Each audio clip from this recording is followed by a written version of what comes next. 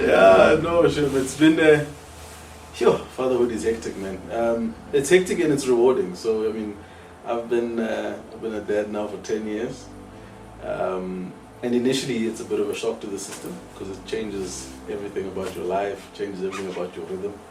So it's been really rewarding at the end of the day. But I must say the beginning parts of it, aside from when you first have the baby and it's cute, then it gets hectic. Then it kind of stabilizes. So I'm in a good place with my kids. They're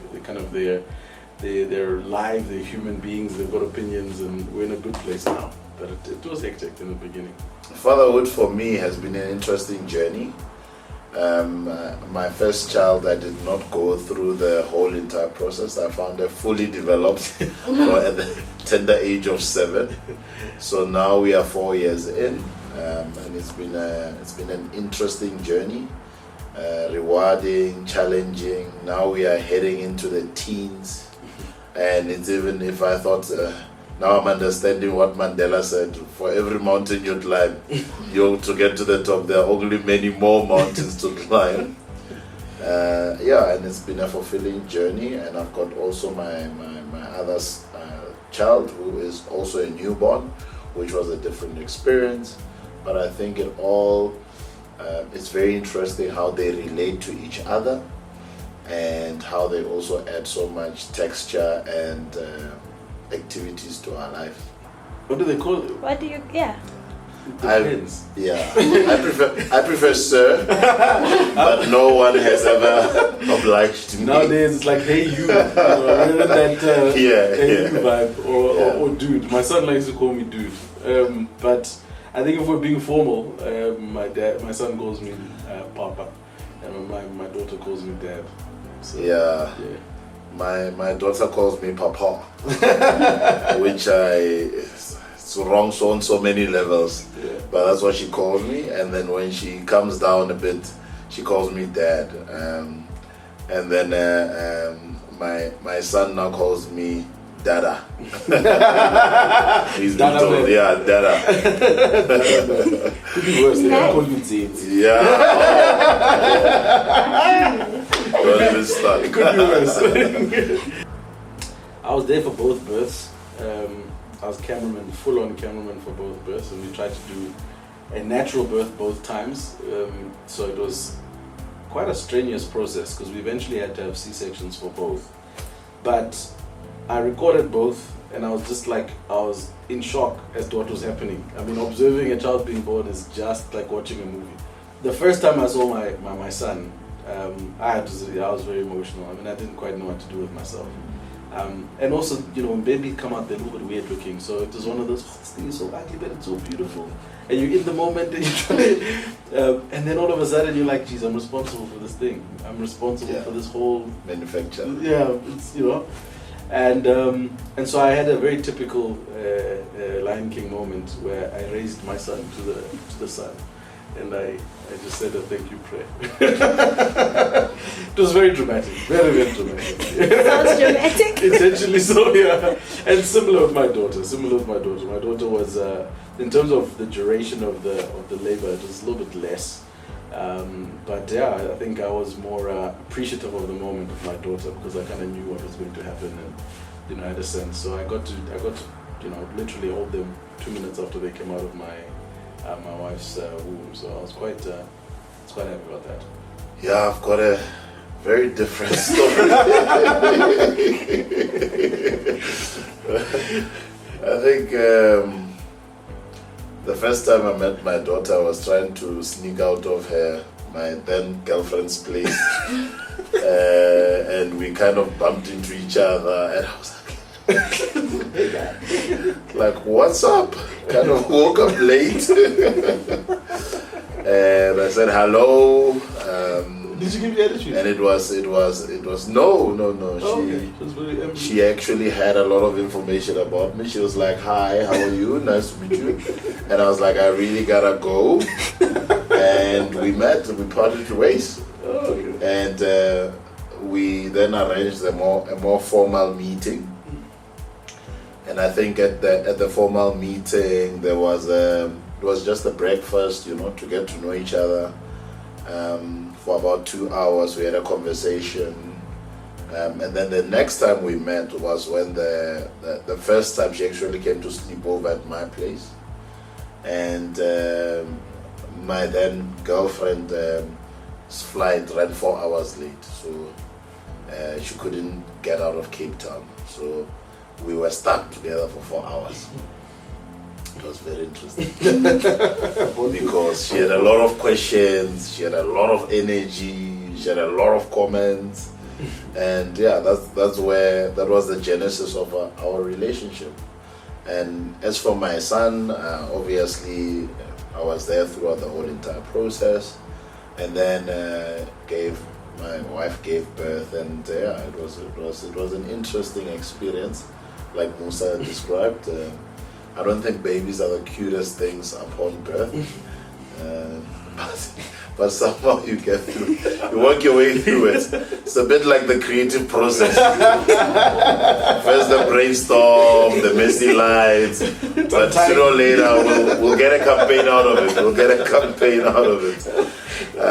But yeah, it was beautiful, and I think it's been beautiful ever since, and it keeps on getting better. Yeah, it's a big responsibility, and I think the older I get, the more I realize it. I suppose when you're younger, it's procreation. The older you get, you realize actually there's a lot to this thing. Trap. Exactly. Yeah. And I'm a firm believer in kind of the household being the smallest unit of the economy. So, when you're a father and you're the head of that unit of the economy, there's quite a lot of responsibility that comes with it. And so the older I get, number one, I've got probably a higher degree of appreciation for my own father.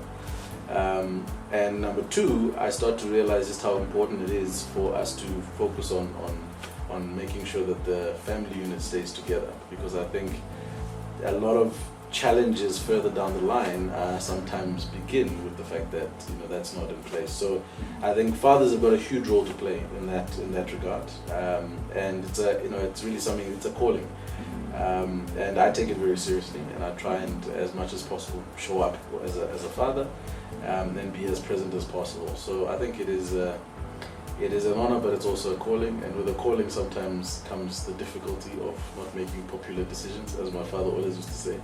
But someone's got to do it. And I mean, to add to what Musa is saying,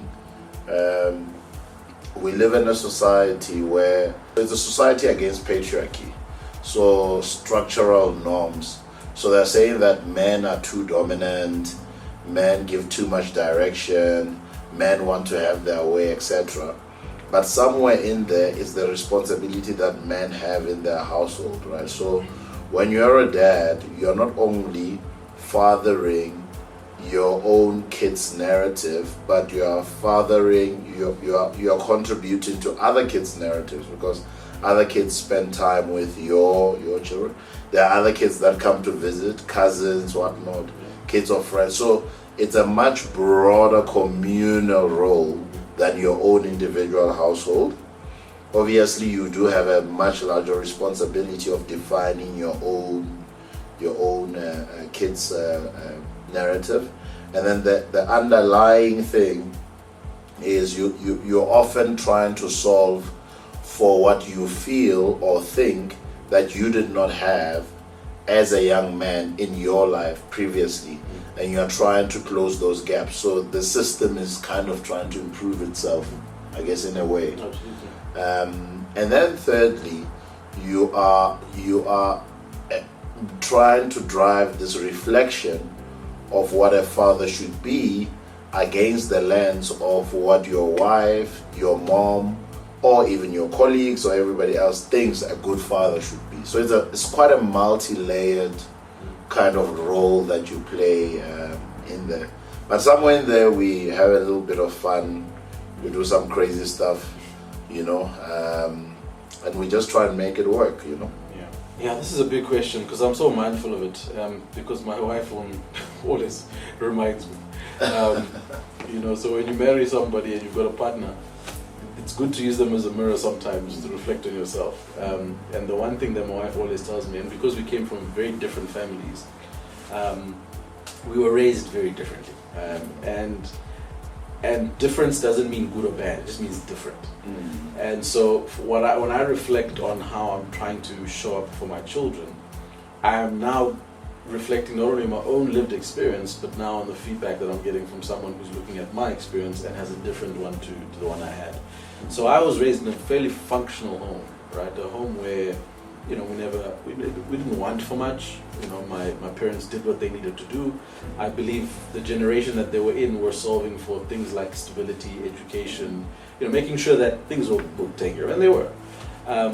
And I think in that there was an opportunity that was missed from the softer aspect of being a parent or a caregiver, the more nurturing component, etc., etc. Which in my wife's home, as an example, they were the opposite. They're just too much when it comes to that kind of thing. But you know, we find each other kind of midway, because yes, it's important to have both. But in the beginning, it's difficult to understand that, because your own point of reference is your only lived experience. So how I've tried to evolve that in the way I raise my kids is I've got a now, number one, I've got a vocal checkpoint in my wife, but now I've also understood what she's saying. I've also started to see the benefits of finding the right balance for the kids to give them a more richer experience, but also for me to almost live a second childhood, for lack of a better word, in them, right? So in being able to, if we're, you know, for some of us who started life early, you know, we might have missed out on some of those things. So I find, you know, a little bit of solace in being able to be a child again with my kids, which was never something I prioritized, to be very honest. So I've tried to be more present. My father was always, you know, he'll solve the problem. Like, so you won't go hungry, you won't have any of that. He'll solve the problem. But in solving the problem, like, you don't know much about him. What is he about? Like, what is his story in life? And he probably had a lot to say and to do, but he just didn't communicate or connect emotionally. So emotions for me are a really big aspect of how I'm trying to show up better as a father. I think, yeah, it's an interesting one. I mean, obviously it's a very kind of similar story to the generation that we are from. So our parents very much detached. So I was raised by a single mom in the household who had multiple jobs. So it's really about functionality really here. It's not about, and I mean, to a certain extent, I also think that it's a form of love for somebody to be dedicated to doing so much so that they can make you proceed to go forward, you know. So I only met my biological dad when I was maybe we could call it 19, 20, because he was a political prisoner.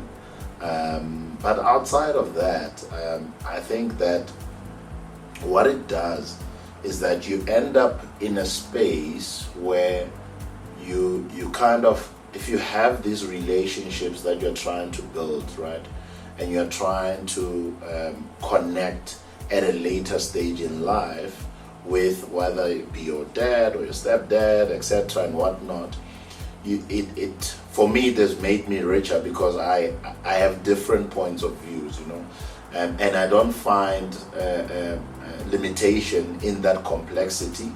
But also what it does is that it paints a canvas, right? So one of my problems that I'm having in today's definition of fatherhood is that we're doing too much for the kids and we make them weaker in the process, right? So when kids are simply just asking for you to provide it, they don't even want to think, they don't even want to entertain themselves, they don't even want to do anything. So it's that, so we've gone to the extreme.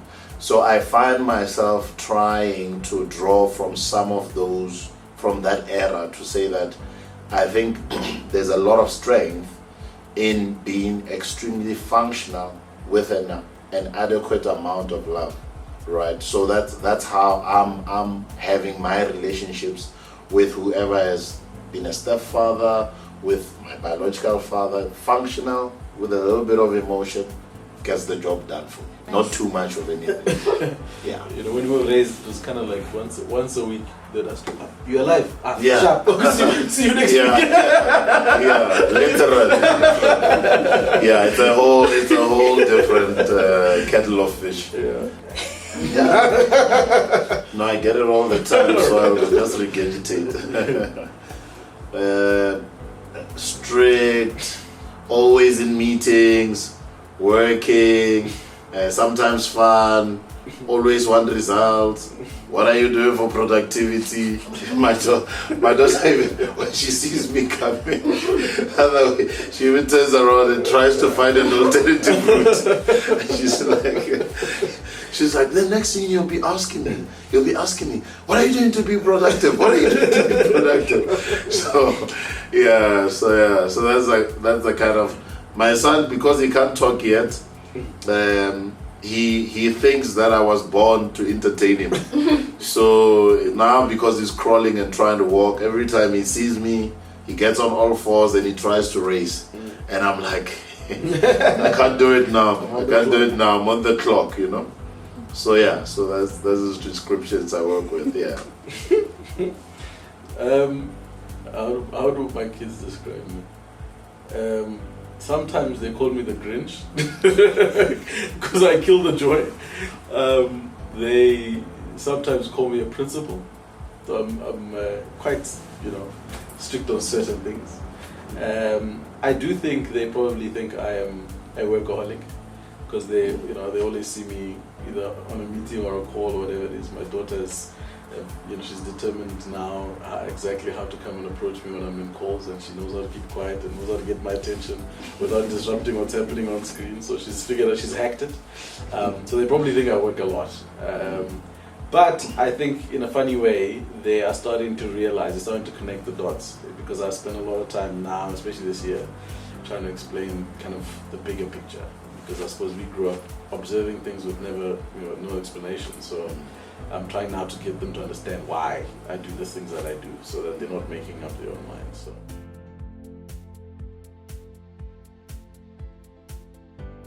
Yeah. There's a message for you behind there.